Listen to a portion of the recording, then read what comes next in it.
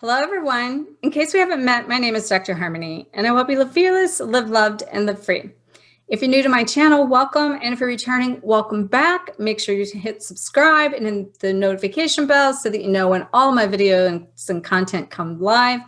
And today I am back with Michelle for the first empowerment online coaching session that we're going to do. That's going to be at the 15th of every month. You can mark your calendar and know that we're going to come here to offer a topic and then relate how you can step into empowerment and give you some takeaway action steps that you can implement in your journey so you can take back your power and step into your own empowerment. So welcome back again, Michelle. Thank you. Glad to be here. Awesome. So today we're going to have the infamous topic we mentioned in our last video. And if you are just stepping into this video and you haven't saw our kickoff video from last week, make sure to check that in the link above at the end and also a link below so that you can see more detail about Michelle's journey with me and why and how we're doing this empowerment coaching session on a monthly basis to help bring more tools and resources for you to find your own empowerment. So check out that video. Today, though, we're going to talk, as I said, about the infamous topic about the twin flame union, in a sense that Michelle is in a twin flame union, but that union doesn't necessarily look like what people would perceive or like project or to think that their twin flame journey and union would be. But she has a very beautiful twin flame union. And I've seen it from both sides with both of them and together. And they have found the gift in their journey. And Michelle, and both of them are in their missions. And Michelle is here now doing empowerment coaching with on my platform with the program. She's been an affiliate of mine for a couple of years, training for this. And we're now launching this forward as we all go to the next level. So Michelle, tell us then today some information from your journey about your view of this twin flame union and how you have been able to find the gift and the type of journey. I guess tell us a little bit about your journey period, and then let us know how we can find empowerment in that journey. Okay, that's a lot, but we'll do it. Right? Right. It's like nothing like this, right? Yeah. Here we go. So my twin flame journey it's Chance, my best friend, and we have a beautiful relationship. He is actually engaged to a lovely woman. I adore her, but I did not always adore her. That's the honest truth. But we have a beautiful union where he's my champion for like everything that I do in my life, and I'm his biggest fan. But it was really hard for me because I thought that if you don't end in, a romantic partnership, like wedding, then it's not really a twin flame journey. And what I know and what I see in clients is that every twin flame journey is unique. And so if you're looking for like a 10-step guide to prove to you that somebody's your twin, that's going to cause a lot of pain because no one can tell you. Like even the clients that come to me, they're like, I want to know if this is my twin. And it's like, nobody can tell you that except you. And part of my journey was painful because the outside world was like, you're crazy. Let it go, move on. Just different people, even down to like teachers that I really respect, spiritual teachers, were like, you're crazy. Like, you got to let it go. And I just knew, and I still know, that we have something so special that, of course, people on the outside can't see it because they're not in it. And so this journey is about trusting yourself no matter what the world says something should look like. And it's hard. You have to surrender. There's a million books out there. There's a million websites that say step 7 is a Kundalini, and then step 8 is you leave, and then you're going to come back. And I'd like be at home like, I think I'm on step 4, like losing my mind. I'm so glad you're bringing this up because it is so true. Yeah, it's ridiculous. And you can get lost in the steps and what everyone else is telling you. But I know that he sees me in a way that nobody else can. He understands me in a way that nobody else can, and vice versa. And part of his union with his fiance was one of my biggest lessons at a soul level, to honor and let go and surrender and respect. To see somebody's light and not have it diminish my light was a big part of my journey, because I see her in all her glory. And that has not been my story my whole life. There was a story of lack. And I totally believe in abundance. There's enough love for her and there's enough love for me. And I just believe that we're shifting the paradigm on the planet about what is love. There are 30,000 flavors of love. Romantic marriage is only one. So to limit yourself to marriage is really forcing spirit into one path when there could be infinite possibilities for the euphoric love that's available. Wow, that is so true. That is so powerful, which is the oneness of all, the one love that comes in many forms. And how beautiful that you've been able to find and stay in that journey with your twin, accepting all of that. So I guess that brings us to the next step in this is, how did you do that? Yeah. What can you tell people to do in order to like find the gift in that journey or in that union that you do have, to see the beauty in it? Well, I think there are 4 things. I jotted down 4 things that were crucial in my own journey. I'll just go ahead and say a lot of tears and just go ahead and check those off. That's like step 1 if we're going to have a list. No, I'm kidding.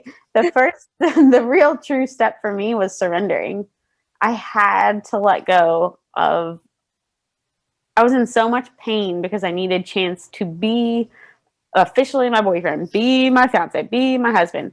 And because I kept shoving him into this category, all I did is have pain.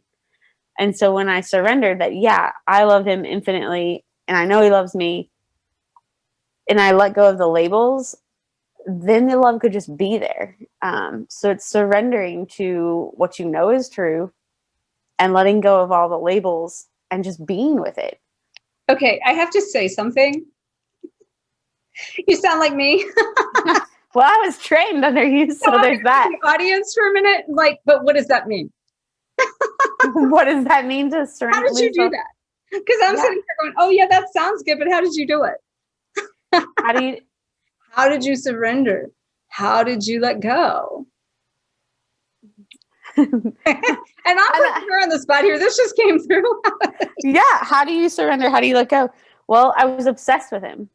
I was obsessed with what he was doing. I was upset. I was checking my freaking phone every 5 seconds. I would be like, can I pull you a card? When I damn well knew that I wasn't pulling him a card. I was trying to get him, pull a card for him to see me. So I had to stop focusing my attention on him and really start to surrender the entire concept and all the energy that I was putting into him.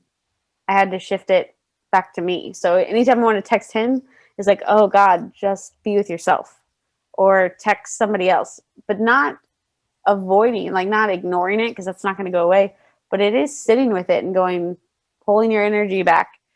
And, you know, for me, it was really, really hard. He was my trainer. He was my best friend. And in so many ways, he was like the person I went to for confidence. So when I needed a boost, it was like, how do I find that in other people so that he's not solely responsible for all of my happiness? So surrendering, that's a lot of pressure to put on somebody to say, you need to complete me. You need to make me happy. I can't be happy. I'm depressed if you're not talking to me. Wow. Who the heck would want to, like, I don't want that kind of friendship. So I needed to surrender that. I needed to like pull all of that energy back and be those things for myself. I need to build myself up. I need to coach myself. I need to go for a walk with myself. Like all the things that I was putting on chance, I had to start doing for myself. And that didn't mean that I had to do it.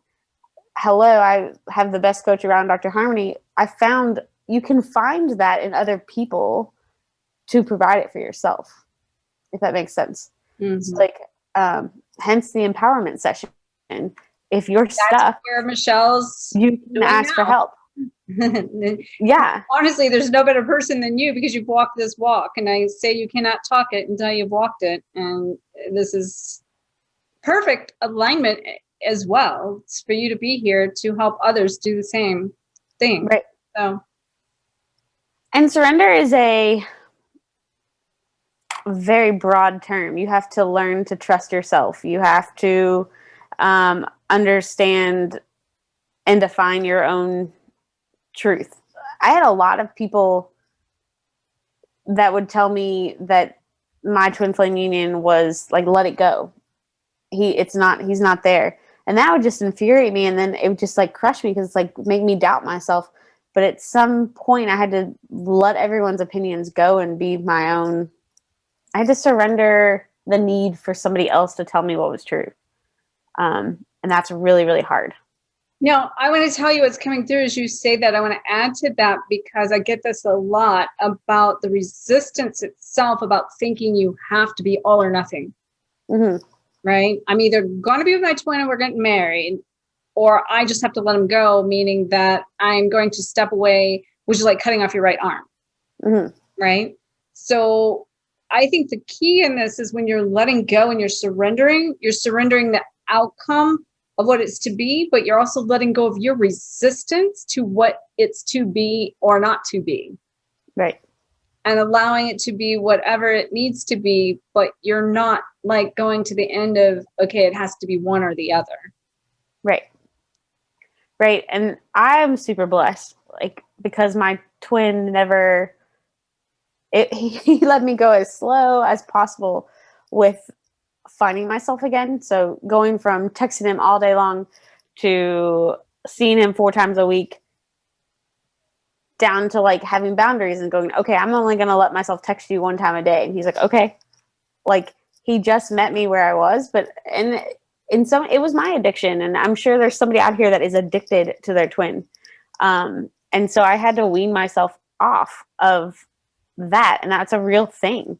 That it was part of my surrender, is acknowledging that this is just like a drug, and I read a lot of codependency books. I read a lot of addiction books, because he had become my addiction to not being present, not living my own life. And that's part of the action steps. It's finding, if I was at the gym 4 times a week with him, it's like, okay, well, what can I do? I would give somebody that tip. Find 4 activities for yourself, whether it's you're going for a walk with a friend, or you're finding. My twin was the greatest catalyst for my spiritual career, outside of my own dad. But because I was so heavy where he was in his life, when I cut it off, I had all this space, and I was like, okay, what do I love to do? Everything in my life up until my twin had been about somebody else. I coached soccer because I loved, I was trying to make my dad happy when I was younger. I went to these certain camps because there was a guy that I liked there. I went to the gym because Chance was my coach. So this, like being with Dr. Harmony right now, is not tied to any male or female. It was because I liked it. It lights me up. And so when you're trying to surrender, it's like giving your self space to invite in what will light you up. And it's just a matter of feeling into, man, like for me, having a session with Harmony, I got off of those calls and I was lit up. So that was my sign that I need more of these things. I need more sessions. So what makes you feel good? That are actually giving you energy, not depleting you. Basically. Yes. Yeah. Like what makes you smile? What's like, ooh, I want to read more about that. But this entire 4-year experience, he's not here right now. While I'm talking about him, he's not sitting here. And that's really important. It's like this journey is about putting you into the queen seat. No, but he did text us during our last recording while we were talking about him. He did. And he doesn't always text anymore. So that was like, okay, hey. Yeah. He said, how's life? I'm like, great. Talking about you. It's great because look what you did. You can't make this stuff up is what I always say, right? No, you can't. He did. My phone texted and I was like, oh, that's hilarious. There he is. Which is But awesome. yeah. And just, you know, overall, it's just letting go of the vision you think it's supposed to be and allowing it to be more beautiful. I had no idea that I could be close to him if he was married or had a fiance. I didn't understand that because that blueprint's not out there. But when somebody comes to me and is like, my twin flame's married, I'm like, okay, then you're going to work on boundaries and, you're going to work on being in your integrity. It's all these like beautiful things that are part of probably your personal blueprint to work on. My twin and his fiance, that wasn't like perfect right away. She and I had to put on our big girl panties and go for walks and have real honest communication. She had a rule. I don't want, and it was really hard for me because it was part of the way that I bond with my twin. She did not want him sharing anything about their relationship with me. And I was like, what? Like that, but that was a strong boundary and that was in her integrity. And I learned boundaries from that. And that that was beautiful. Didn't like it in the very beginning because it took away some need how will I be able to give him advice? Not my place to give advice. Oh, I love that. You're not fixing him or rescuing him anymore. Right. And so I honor her deeply because that was a boundary I had never experienced. And how did she take you being in the picture? Period. Oh, Jordan is a queen. Like, she is wise beyond her years and was much more mature. And, I have a sister-in-law that I struggled with when my brother was first married because I did all the wrong things. And my twin's fiance is around the age when I did everything wrong. And I feel like it was this beautiful rewrite. She came in and I would argue that she was much more mature than me and offered to go for a walk and talk and communicate, and ending that cattiness of females. Like, we don't have to compete, and that was beautiful. So I'm deeply grateful. How empowering just in itself. Right. Because I would never want this. I told her, I was like, I would never want a Michelle. Like, if I'm married. I remember you saying yeah. I was like, I sure as heck wouldn't want one of me. So like, I am so grateful. And we're here and like, it's always going to be a little messy, but it's about communicating. Well, that's what I was going to say. Communication, but action, action, action. You guys have worked at this. You guys have worked your ass off to have this kind of relationship. Right. And it's taken a lot of compromise. Totally. And everybody hearing each other and respecting. And I'm just really grateful that she was willing to come to the table and, she didn't have to do that. People out there then, for them, in their situation where there's karmic partners they look at, okay, and they're viewing that karmic partner as negative. They're thinking that, they have to leave the karmic partner to be with them, and that list goes on and on. What advice would you give them in order for them to call back their power to themselves and away from the situation of these karmic partners that's blocking the union when really the union still exists? The karmic partners for me was about, I think, to be honest, she showed me what I believe is my highest self. Like, and so she's also a reflection of you. Totally. Yeah.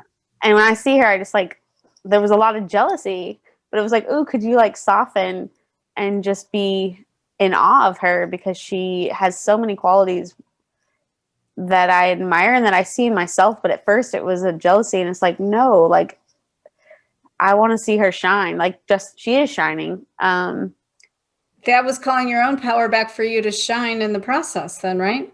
Right. Yeah. And it was just I believe that part of ours is being able to honor another woman and not be threatened by another woman is what she's taught me. I think that's true in all relationships as we redefine them.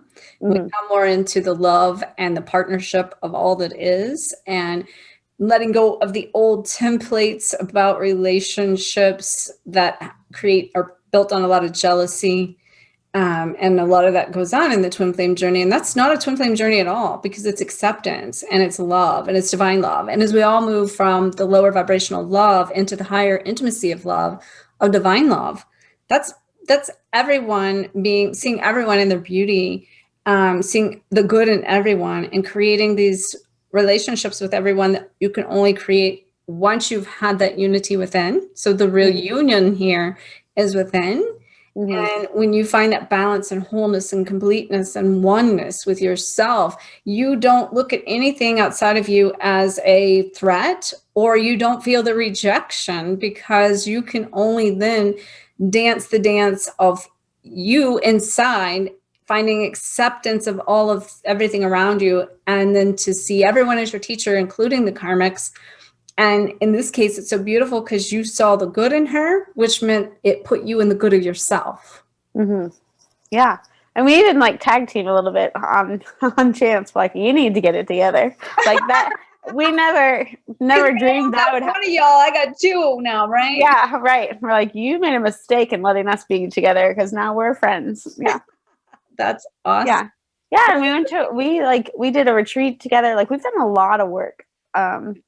And it's a lot of checking the ego at the door and really coming face to face with what your insecurity is. And we did it did not happen overnight. I even told a client that, because she said she had her twin was married, and I was like, do you really have to, is it either or? Can you only have a twin, if they're your husband? And I was like, why are we limiting that? And I said, but don't pretend that this won't be a lot of work, because I did a lot of work to be in relationship and be in union with my twin and his fiance. Like, she did a lot of work. It's communication.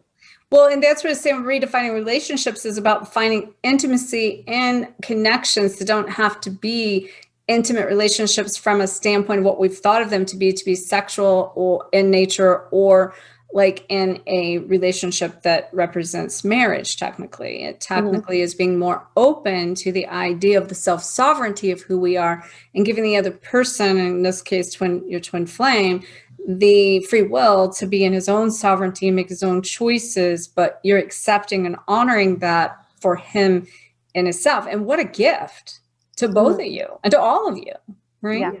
Wow. It's incredible. It really is. And also all of this is about, for me anyways, learning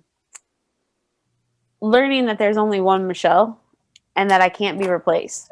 And I don't know how, like, it just really has landed in the last year, but that when you really understand that you are something magical in and of it yourself, the threat of somebody else coming around is a lot less. Like, Jordan is Jordan. She has a role for him that I will never be able to fulfill, and I shouldn't, because I'm Michelle and I bring something different. And I think marriage is setting sometimes people up for failure, because you're asking somebody to be all the things: the teacher, the friend, the coach. And it's like, do you have to be everything, or can you just be Dr. Harmony? And whatever you bring is all they need. But, letting each person have other flavors of love outside of the one marriage. Like, that's my belief, is that we're opening up to new definitions of what love is. We are, which is all about my twin flame ascension, the redefining the twin flame journey. So I'm going to make sure everyone has a link to that below. I also want to make sure everybody has a link to my twin flame obsession series and detachment series. So make sure to watch that series, because that's really good. Michelle, do you have any final tips for the audience to help them take away, to step into action and put into implementation for them to use to be able to take empowerment towards themselves versus their union with their twin? My final suggestion is just to become a kid again and play, because what lights you up will be the path and your mission. Your twin and your sole focus on your twin is not your mission. I'm grateful, because had I gotten what I wanted, I would have stopped growing. I'd be at his gym trying to work the front desk, I would not be where I am, and I was never meant to do his mission. I was meant to do my own. So I'm grateful that Spirit kind of came in and shifted me in so many ways, because if I got what I wanted, I would have stopped growing. Wow. That is so true. That is so true. So thank you so much for sharing that. And make sure everyone to check out Michelle's Empowerment Coaching 101 session in the link below for the month of July. It is $144 for a 60-minute session. So make sure to check that out. And we will be back on a monthly basis at the 15th of the month in order to do an online empowerment coaching with different topics we're going to bring here to help give you some insight from Michelle's perspective, action steps you can do, things you can look at in order to call back your own power within your own journey. And so make sure that you leave us a comment about topics you would like to hear, and we will show up and deliver some information to help you call back your power along this journey. So I want to thank all of you guys for listening. Thank all of you guys for your love and support, for showing up. Thank you again, Michelle, for your time, energy, participation, and trusting yourself in this journey and showing and proving that this can and is a real journey.